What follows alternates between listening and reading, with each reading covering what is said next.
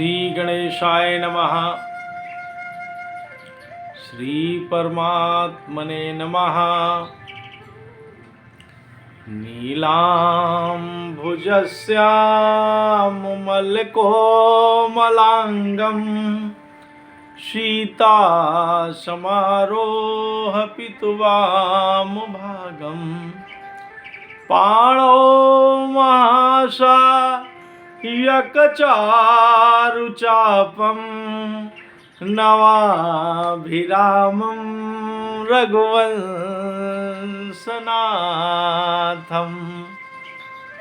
त्वमेव माता च पिता त्वमेव बन्धुश्च सखा त्वमेव विद्या द्रविणं त्वमेव शरणं मम देवा। एक श्लोकी रामायण। आदो राम तपोवनादिगमनं हित्वा मृगा काञ्चनं वैदेही हरणं जटायुमरणं सुग्रीव संभाषणं बाली निर्दलं समुद्रतरणं लंकापुरी दाहनं पश्चात् रावण कुंभकर्ण हननम् एतद्धि रामायणम्। बोलो श्यावर रामचंद्र की जय। उमापति महादेव की जय। राधा माधव सरकार की जय। जय जय वीर बजरंग बली की जय। श्री हरि का परम पावन चरित्र, जो कि धर्म स्थापना के लिए श्री रामचंद्र भगवान के रूप में हुआ।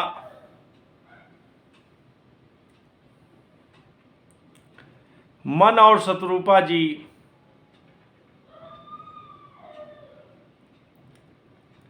अपने राजकाज से उनको बड़ा विराग हुआ, चौथापन आ गया और उन्होंने कहा, मन में विचार किया कि हमको इस महल में सुख भोगते भोगते चौथी अवस्था आ गई, सारी उम्र चली गई, फिर भी विषयों के भोग से इच्छाएं तृप्त नहीं हुई। और ये मानव शरीर तो भजन के लिए मिला था और इससे भजन तो हुआ ही नहीं। तब उन्होंने राजपाट छोड़कर और वन की यात्रा किया और नैमिषारण्य क्षेत्र में आकर उन्होंने भगवान को प्रसन्न किया और राजा ने परम पिता परमात्मा से उन्हीं के समान पुत्र चाहा। तब परम पिता परमात्मा ने शत्रुपा जी से भी पूछा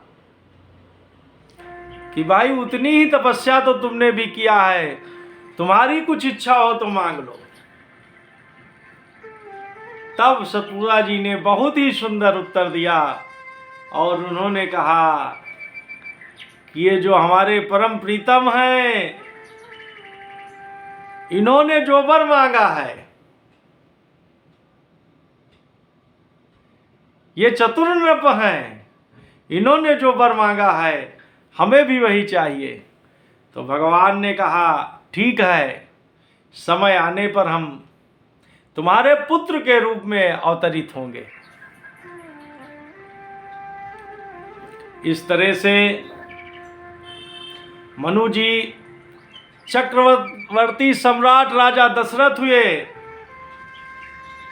और शत्रुपा जी माता कौशल्या जी के रूप में आई। अयोध्या में राज करते करते राजा दशरथ को चौथापन आ गया।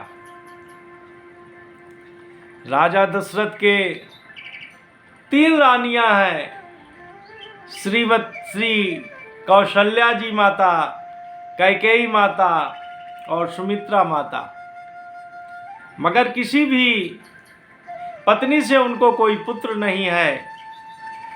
चक्रवर्ती सम्राट हैं, उनके राज्य की सीमाएं बहुत दूर तक फैली हुई हैं, कोई उचित उत्तराधिकारी नहीं है। तब दशरथ जी के मन में बड़ी पीड़ा हुई, तो वो अपने गुरु महाराज से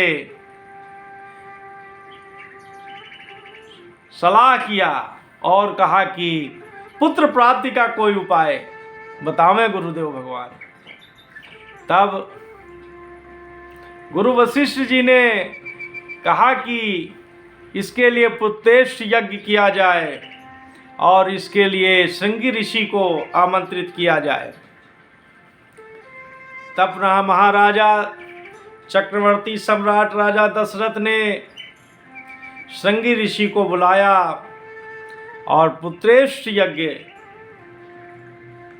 किया। बड़े विधि विधान से यज्ञ हुआ। यज्ञ से यज्ञ भगवान स्वयं ही अपने हाथ में चुरु लेके निकले और राजा दशरथ को सौंप दिया। राजा दशरथ ने गुरु जी के बताए हुए मार्ग के अनुसार ही चुरु का वितरण किया। कौशल्या जी, कैकेयी जी ने एक एक भाग और सुमित्रा जी ने दोनों बड़ी रानियों द्वारा प्राप्त 2 भाग का भोग किया, जिससे समय आने पर तीनों रानियां पुत्रवत गर्भ से हो गई। भगवान के गर्भ में आते ही अयोध्या में आनंद छा गया।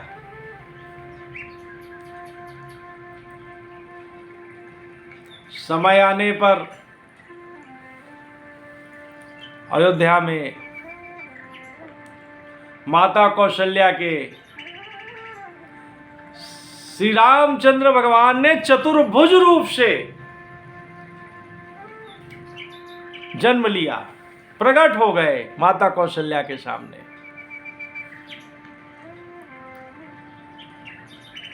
कैकेयी के भरत जी और सुमित्रा माता के लक्ष्मण और शत्रुघ्न नामक 2 पुत्र हुए।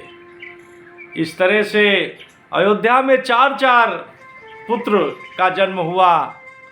आनंद बच गया, आनंद का उत्सव हो गया। देवता फूल बरसा रहे हैं, बाजे बजा रहे हैं। सुमित्रा माता ने कहा, सुमित्रा माता के 2 पुत्र हुए, लक्ष्मण और शत्रुघ्न जी। कौशल्या माता के सामने चतुर्भुज रूप भगवान प्रकट हुए, तो माता जी ने कहा कि प्रभु, हमको आप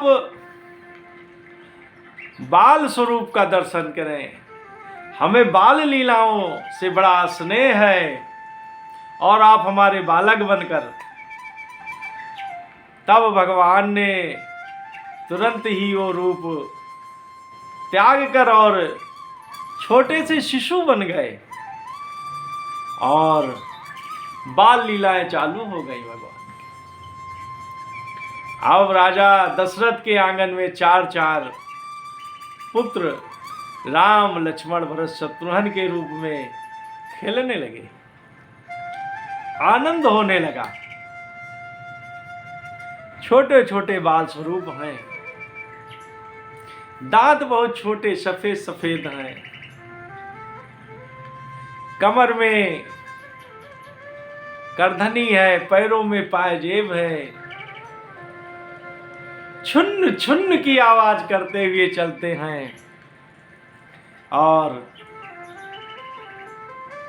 भात का कौर खाते हुए उसी आंगन में खेलते हैं, खाते हैं। इस तरह से काकभुसुंडी जी जब जब भी श्री रामचंद्र जी का अवतार होता है तो अयोध्या में आते हैं और भगवान की बाल लीला देखते हैं और उनके द्वारा जो जूठन गिरता है उसको खाकर आनंदित होते हैं।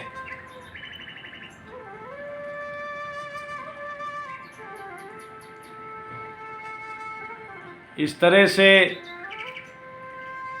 धीरे धीरे चारों राजकुमार बड़े होने लगे।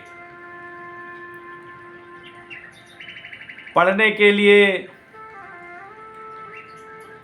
गुरु जी के आश्रम गए और थोड़े ही समय में सारी विद्याएं उन्होंने सब पढ़ लिया।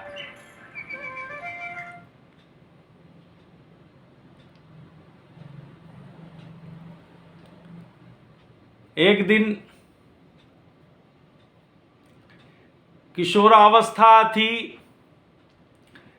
राजा दशरथ के राज्य में। ऋषि विश्वामित्र जी आए। उनको पता हो चुका था कि भगवान ने चक्रवर्ती सम्राट राजा दशरथ के यहाँ बाल रूप से जन्म लिया।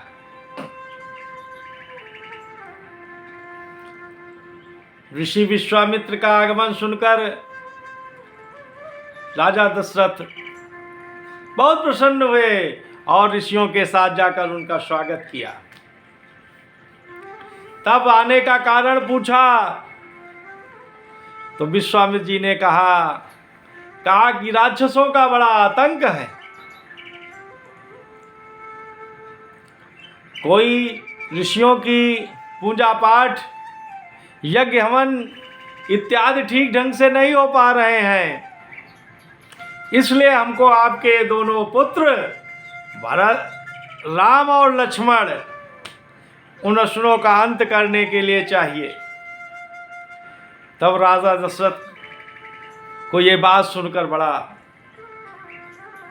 अचंभा हुआ। अरे आप ये क्या कह रहे हैं, अभी तो ये छोटे हैं, आप हमसे बताइए, जो कुछ मांगना हो हमसे मांग लीजिए, हम ये पुत्र के लिए आपसे क्षमा प्रार्थना चाहते हैं।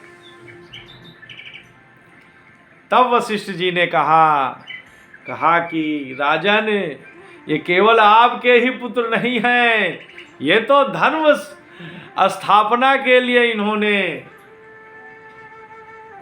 मनुष्य के रूप में जन्म लिया है। और राजा दशरथ को जब ये बात पता हुई तो उन्होंने दोनों राजकुमारों को विश्वामित्र जी के साथ भेज दिया। अब विश्वामित्र जी ने तमाम तरह की विद्याएं भगवान को सिखाई। भगवान तो परम संपन्न है, मगर यह है कि मनुष्य की लीला में वो मनुष्य का जैसा ही व्यवहार आचरण कर रहे हैं। और उन्होंने जाकर विश्वामित्र जी के साथ ताड़का का वध किया और बिना फल का बाण मारा, जिससे मारीच 100 योजन समुद्र के पार निकल गया। और इस तरह से यज्ञ संपन्न हुआ। फिर आगे वहाँ पर विश्वामित्र जी के यहाँ राजा जनक के यहाँ से धनुष यज्ञ का आमंत्रण आ गया। तब त्रिकालदर्शी विश्वामित्र जी ने देखा कि ये तो बड़ा पावन अवसर है, और वो राम लक्ष्मण जी को लेकर धनुष यज्ञ के लिए चल दिए। रास्ते में एक निर्जन स्थान पड़ा तो लोगों ने बताया कि ये अहिल्या है, साफ बस है। भगवान ने उनका उद्धार किया और आगे जनकपुर जाकर विश्वामित्र जी के साथ वहाँ पर रुक गए। जब राजा जनक ने सुना कि विश्वामित्र जी के साथ 2 राजकुमार आए हैं तो वो उनकी अगवानी के लिए आ गए, ऋषियों महात्माओं को लेकर, और उनके लिए उचित रुकने का प्रबंध किया। लक्ष्मण के जनकपुर देखने की अभिलाषा को लेकर गुरुजी ने आज्ञा दे दिया कि राम जाओ, तुम लक्ष्मण को जनकपुरी का दर्शन दिखाकर लाओ और लोगों के लोचन को सफल करो। तब राम लक्ष्मण ने जाकर जनकपुरी में सबको दर्शन दिया और वो धनुष यज्ञशाला भी देख कर आए जहाँ पर धनुष यज्ञ होना था। इस तरह से जब धनुष यज्ञ का समय आया तो विश्वामित्र जी, राम जी और लक्ष्मण जी के बैठने की ऊंची व्यवस्था की गई थी। उसमें बहुत भूप के राजा आए, दूर दूर से राजा आए थे, मगर वो शिव जी के धनुष को टस से मस न कर सके।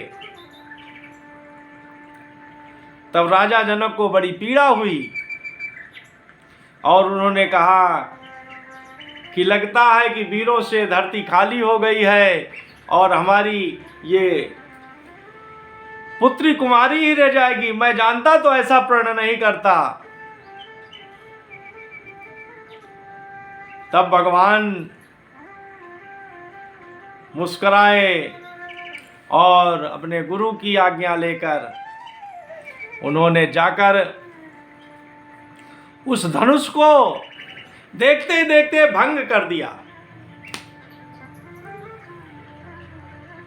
जैसे ही धनुष के टूटने की आवाज हुई, वैसे भगवान का अंशावतार परशुराम जी भगवान वहां, बोलो परशुराम भगवान की जय। तब जनक जी ने सीता जी को लाकर परशुराम जी का आशीर्वाद दिलाया और फिर विश्वामित्र जी ने राम लक्ष्मण को ले जाकर परशुराम जी का आशीर्वाद दिलाया और बताया कि ये दोनों राजा दशरथ के बेटे राम लक्ष्मण हैं। तब जब दृष्टि परशुराम जी की शिव जी के धनुष पर गई तो उन्होंने बड़ा क्रोध किया और लक्ष्मण से बड़ी खरी खोटी उनकी वार्ता हुई। मगर परशुराम जी तो राम जी के दर्शन के लिए आए थे और उन्होंने जो शिव जी का दूसरा धनुष था उसको जैसे ही भगवान राम की तरफ किया, वो अपने आप ही चला गया। तब परशुराम जी समझ गए कि ये तो पूर्ण अवतार परम ब्रह्म है और अपना स्वयं वन की तरफ तपस्या के लिए चले गए। और वहाँ पर फिर राम जी और सीता जी ने एक दूसरे के गले में जयमाला डाल दिया। इस तरह से राम और सीता का विवाह संपन्न हुआ। चारों भाइयों का विवाह वहीं पर कर दिया गया। 2 भाई तो वहीं थे और 2 भाई यहाँ से जब बारात का निमंत्रण आया तो दशरथ जी ने पूरी बारात ले जाकर और चारों राजकुमारों का विवाह वहीं राजा जनक के यहाँ से कर दिया। और बारात आई अयोध्या में, सब बहुत आनंद से सब रहने लगे।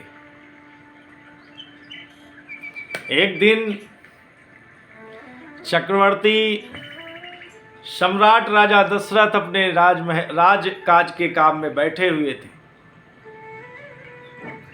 उन्होंने अपने मुकुट को सीधा करने के लिए शीशा देखा तो उसमें एक कान का बाल सफ़ेद दिखाई पड़ गया और उन्होंने कहा कि अब तो हमारा बुढ़ापा आ गया है, क्यों न हम सही समय पर राम को ही राजा बना दें। और इस तरह से उन्होंने राम के राज्याभिषेक की घोषणा कर दिया कि कल सुबह राम का राज्याभिषेक होगा। गुरु जी ने कहा कि जब राम का राज्याभिषेक हो वही समय शुभ है। तो फिर क्या था, मगर ये बात जब कैकेयी को पता चली तो कैकेयी की नीति के अनुसार ये उपयुक्त न लगा और कैकेयी ने कोप भवन में जाकर अपने जो 2 वर थे राजा दशरथ के पास रखे हुए थे थाती के रूप में, उसमें से एक वर मांगा कि भरत को राजगद्दी और दूसरे वर में राम को 14 वर्ष का वनवास। जब भगवान मर्यादा पुरुषोत्तम राम जी ने जाना कि माता जी का पिताजी से ये 2 वर मांगने का अभिप्राय है, तो उन्होंने माता और पिता की आज्ञा मानकर वन की यात्रा किया।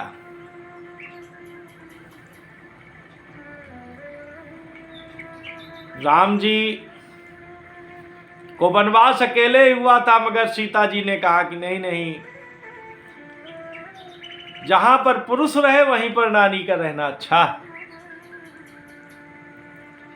इस तरह से सीता जी भी साथ गई और लक्ष्मण जी जो रामचरणानुरागी हैं, जब माता जी से पूछने गए तो उन्होंने कहा कि जब रामचंद्र जी बन जा रहे हैं तो तुम्हारा अवध में क्या काम है, और जाइए, ये जो वन है ये सत अवध के समान ही होगा। और इस तरह से राम लक्ष्मण और सीता जी ने वन की यात्रा किया।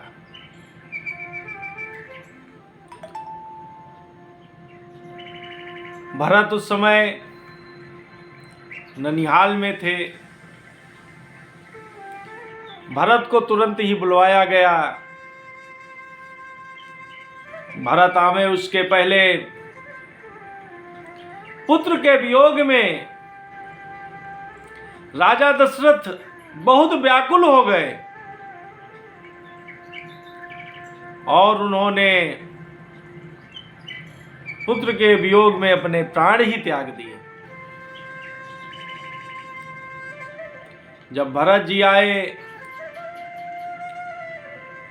और शत्रुघ्न जी आए तो उनको पिता की मृत्यु का और राम वनगमन सुनकर बड़ा ही दुख हुआ।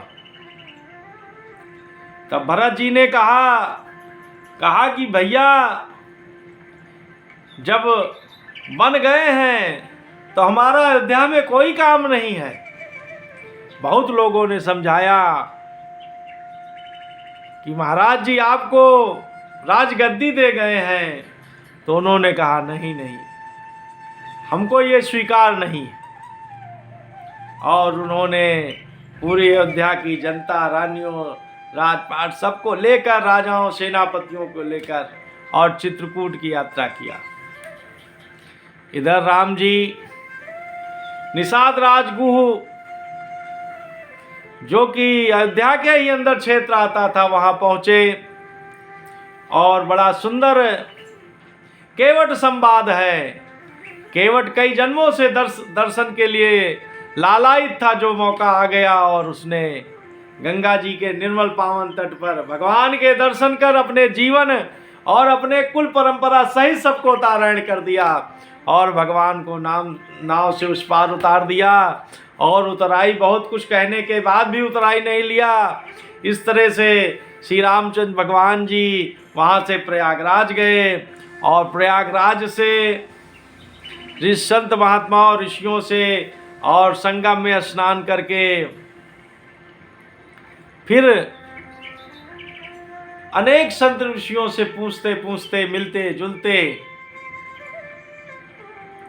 और चित्रकूट में जाकर मंदाकिनी के तट पर अपनी पर्णकुटी बनाई और वहीं पर निवास करने लगे। फिर जब भरत जी यहाँ से गए तो निषाद राजगुह ने सोचा कि शायद ये राज सत्ता के अभिमान में रामचंद्र जी भगवान से द्रोह करने के जा रहे हैं, मगर ये एक सगुनिया ने विचारा कि नहीं नहीं, ये भाई के मिलाप के लिए जा रहे हैं। तब निषाद राजगुह ने उनको एक ही खेमे में सबको पार उतरवा दिया और इस तरह से प्रयागराज होते हुए भरत जी भी चित्रकूट पहुंच गए और वहां पर राजा जनक भी आए और बड़ी विचार विमर्श के बाद गुरुजनों श्री रामचंद्र जी भगवान, श्री भरत भैया, राजा जनक, सबके विचार विमर्श के बाद ये तय हुआ कि राम जी भगवान की चरण पादुका लेकर भरत जाएंगे और चरण पादुका सिंहासन पर बैठेंगी, बाकी राजकाज सब भरत भैया देखेंगे। ये तय हो गया। भरत जी ने चित्रकूट का दर्शन किया, जगह जगह जाकर अपना सर नवाया और जो राज्याभिषेक के लिए जल ले गए थे वहीं पर एक भरतकूप नामक स्थान में सुरक्षित कर दिया, जो आज भी दर्शनीय है। लोग भरत भैया के नाम से जाकर उस भरतकूप का स्नान करके अपने जीवन को धन्य करते हैं। इस तरह से भरत भैया अयोध्या वापस आ गए। सिंहासन पर भगवान राम की चरण पादुकाओं को विराजमान कर दिया और वो जमीन में एक गड्ढा बनाकर भगवान पृथ्वी पर रहें, उससे हम नीचे रहें, तो जमीन में गड्ढा बनाकर वहीं पर वो एक तपस्वी के वेश में 14 वर्ष तक रहे और अयोध्या का शासन करते रहे। इधर रामचंद्र भगवान चित्रकूट में संत महात्मा और ऋषियों से सब मिलते हुए उनको 11 वर्ष हो गए। तब वहां पर लोगों का आना जाना काफी हो गया। तब भगवान वहां से विदा लेने लगे तो चित्रकूट पर्वत ने कहा कि प्रभु अभी तक तो हमारा बड़ा मान सम्मान था, अब आप चले जाएंगे तो हमको कौन पूछेगा। तो भगवान ने उसको आशीर्वाद दिया कि तुम कामद हो जाओ। तो तब से वो कामदगिरी हो गया। वो भगवान श्री राम जी का ही स्वरूप है। लोग आज भी उसकी परिक्रमा करके भगवान राम की आशीर्वाद को प्राप्त करते हैं, अपनी मनोकामनाओं को पूर्ण करते हैं। हर अमावस्या को वहाँ पर बहुत बड़ा मेला लगता है और वहाँ से फिर भगवान गुप्त गोदावरी के मार्ग गोदावरी तट पर निकले जाकर और वहाँ से अन्य अन्य तमाम संतों को दर्शन देते हुए माता सबरी के आश्रम गए और वहाँ पर माता सबरी को दर्शन दिया और कृतार्थ किया और माता सबरी के बैर खाए। अब प्रसन्न चित्र मुद्दा में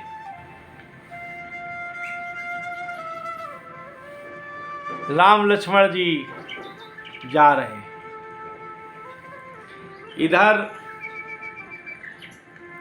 चित्रकूट ही प्रसंग में एक दिन राम लक्ष्मण और सीता जी बैठे हुए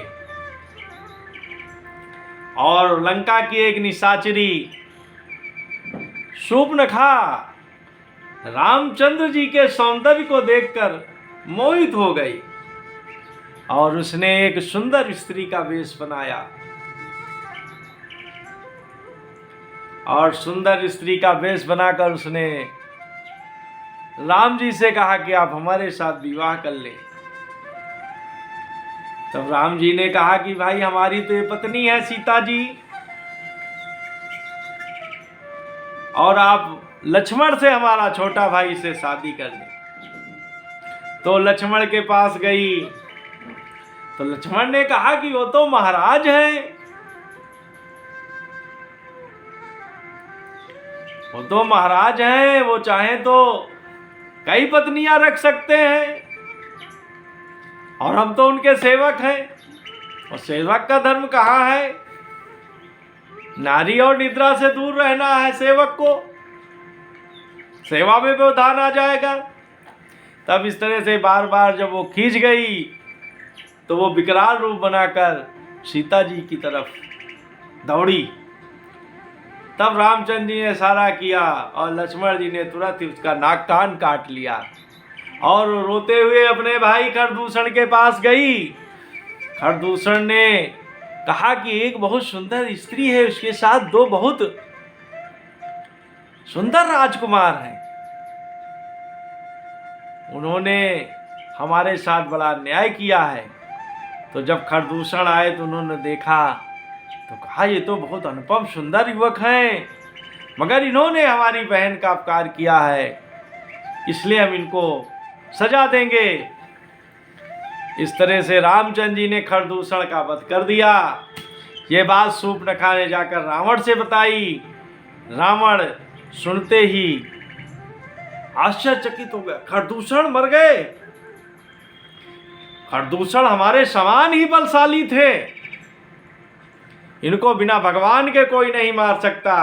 तब रावण ने योजना रची कि मैं अपने कुल सहित भगवान से बैर करके अपने कुल सहित सबको तारायण करूंगा, क्योंकि राक्षसी प्रवृत्ति में अब भजन बन नहीं पाएगा। और वहां से आए राक्षस कपटी का वेश बनाकर आया, रावण जो है कपटी का वेश बनाकर आया और मारीच से कहा कि तुम सोने का मृग बन जाओ। और इधर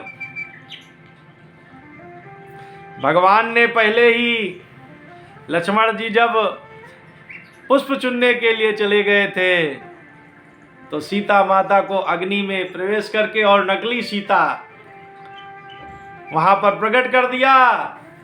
और जब भगवान राम उस सोने की मृगया करने गए और सीता जी ने लक्ष्मण को कुछ कटुक वचन कहकर राम जी की सेवा के लिए भेज दिया, तो इधर मौका पाकर रावण ने सीता माता को अपने रथ पर बैठा लिया और अपहरण कर लिया। रास्ते में जटायु गीध ने देखा कि रावण सीता को हरे जा रहा है, तब उसने बहुत भयंकर युद्ध किया, मगर जब अग्निबाण से रावण ने उसके पंख जला दिए तो वो नीचे आ गया। इस तरह से रावण ले जाकर सीता को लंका में अशोक वाटिका में रख दिया और स्वयं भगवान से युद्ध की प्रतीक्षा करने लगा कि हमने भगवान से बैर किया। इधर रामचंद्र भगवान सीता के वियोग में, लक्ष्मण जी सीता के वियोग में चले जा रहे हैं।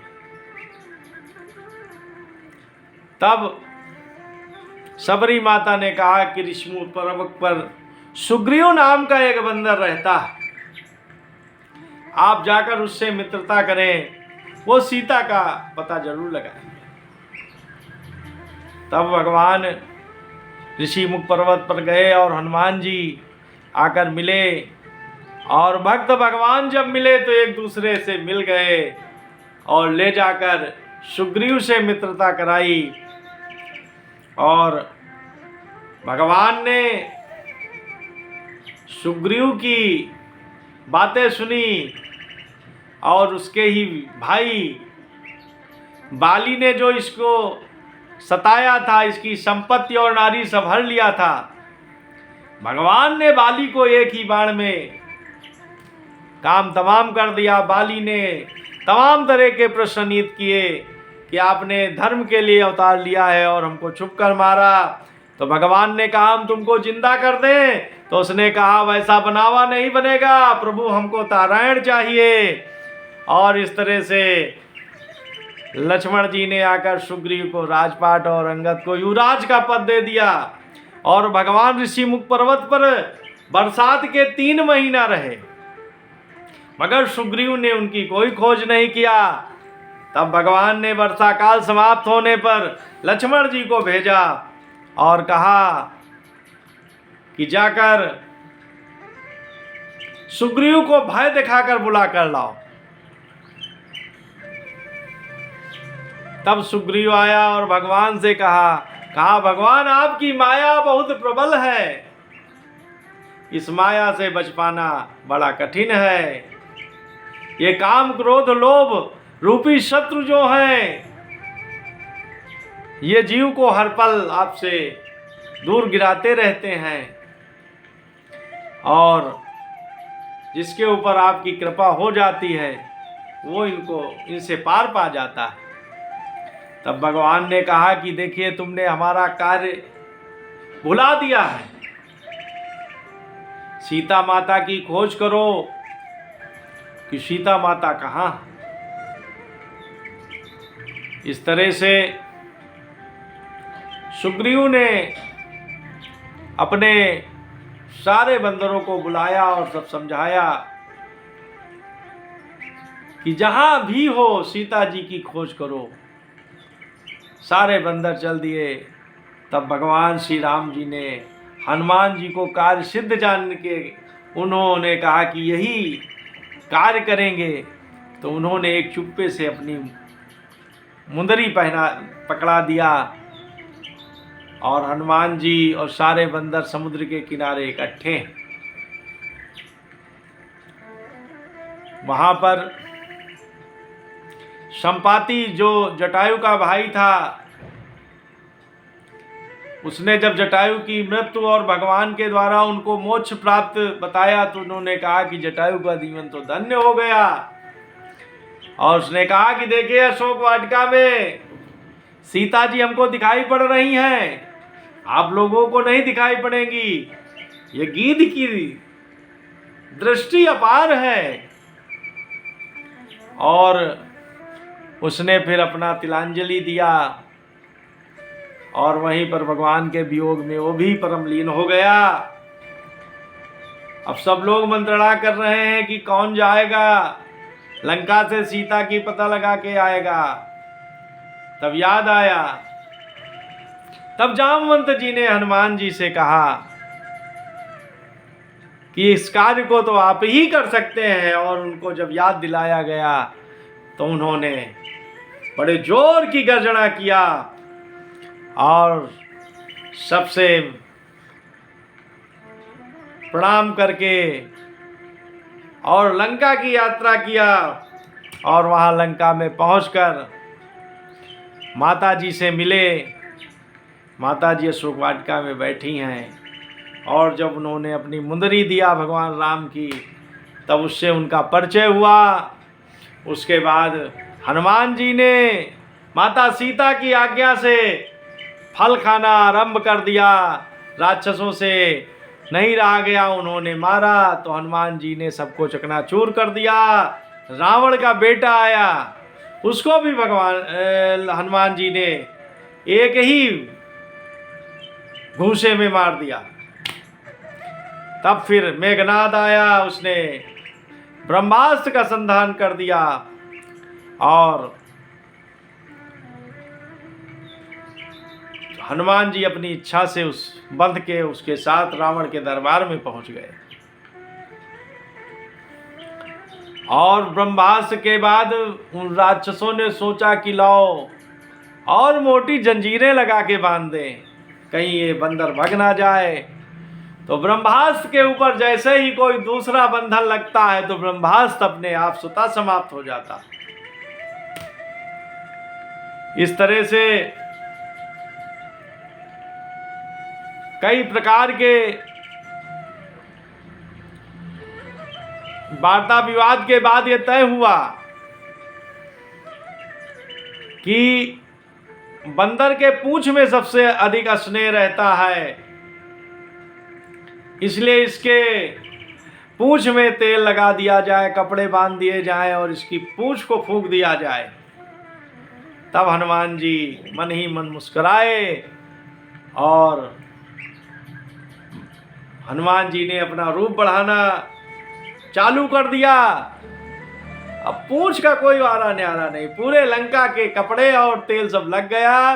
जैसे इसमें आग छुआई गई, भगवान हनुमान जी ने अपना रूप छोटा कर दिया, पूरी लंका को जलाकर तहस नहस कर दिया। और माता जी के समुद्र में अपने पूंछ की आग को बुझाया। माता जी के सामने आए, माता जी से आशीर्वाद लिया, माता जी ने उन्हें चूड़ामणि दिया। तब हनुमान जी लौटकर वापस आए, राम जी ने गले से लगा लिया और अब राम जी ने कहा कि अब विलंब नहीं करना है, क्योंकि सीता जी हमारे वियोग को अब सहन नहीं कर पाएंगी। इस तरह से सेना के लिए कूच कर दिया। इधर रावण का भाई विभीषण रावण से दुखी होकर आकर भगवान के खेमे में मिल गया और पुल, अब समुद्र पर पुल बनाना था, तो भगवान ने वहां पर शिव जी की स्थापना किया और रामेश्वरम धाम के नाम से जो प्रसिद्ध हुआ और वहां पर पूजा पाठ करके शिव जी की स्थापना करके वहां पर नंदलील के द्वारा बहुत सुंदर पुल का निर्माण हुआ और रामचंद्र भगवान सहित सेना लंका में पहुंच गई। अब दोनों तरफ से युद्ध छिड़ गया और देखते देखते लगभग सारी रावण की सेना धराशायी होती चली गई। फिर रावण ने मेघनाद को भेजा और लक्ष्मण और मेघनाद का युद्ध हुआ। मेघनाद के द्वारा लक्ष्मण के शक्ति लगी। तब सुसेन वैद्य और हनुमान जी ने संजीवनी बूटी के द्वारा उसका इलाज किया और पुनः सब स्वस्थ हो गए। और फिर लक्ष्मण जी ने मेघनाद को, प्रभु राम ने कुंभकर्ण और रावण का वध करके और वहां राक्षस राज की समाप्ति कर दिया और लंका की व्यवस्था में विभीषण को नियुक्त कर दिया और सीता जी को अशोक वाटिका से लाया गया। भगवान ने लक्ष्मण जी को इशारा किया कि अग्नि का उद्दीपन करो और सीता जी का उसमें प्रवेश कराओ, क्योंकि असली सीता तो अग्नि के अंदर ही निवास कर रही हैं और नकली सीता जी अग्नि के अंदर समाहित हो गई और असली सीता जी फिर निकल आई। पुष्पक विमान एक ऐसा विमान था जो मन की गति से चलता था। इस तरह से भगवान रामचंद्र, लक्ष्मण जी, सीता सहित सब लोग उसी पुष्पक विमान में चढ़ गए और 14 वर्ष का जो वनवास था उसका आखिरी दिन था। भगवान ने कहा अगर मैं इस अवधि में अयोध्या नहीं पहुंचा तो भरत के प्राण नहीं बचेंगे। अविलंब ही पुष्पक विमान से सब लोग अयोध्या आए और सब एक दूसरे से मिलकर बहुत प्रसन्न हुए। भरत जी ने राजपाट का सारा कार्यभार रामचंद्र जी को सौंप दिया। भगवान रामचंद्र जी ने अच्छे अच्छे वस्त्र, सोने, आभूषण देकर सबको विदा कर दिया। केवल वीर बजरंगबली हनुमान जी को ही वहां अपने पास रखा और राम का राज्याभिषेक हो गया और वहां पर बहुत ही राम राज्य की स्थापना हो गई। अयोध्या में चारों भाइयों के दो दो पुत्र हैं।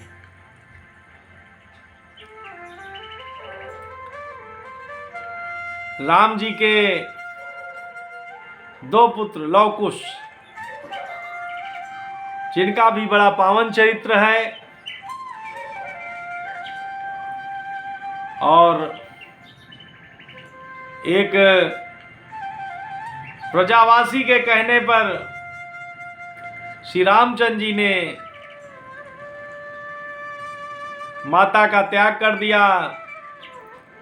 तब वो ऋषि आश्रम में जाकर लव कुश का जन्म हुआ